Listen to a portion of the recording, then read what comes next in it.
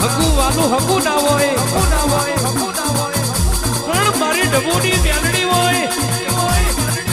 મારા પગડજીના વગડે એક દાડો ચિરાગ ભાઈ આખી દુનિયા મારી ડબુબાની મેલડી ને જોવા ચડે એવા રામ નારદાવું તો હું કોઠાના રાવણની મેલડી નહીં વરે આવો વરે આવો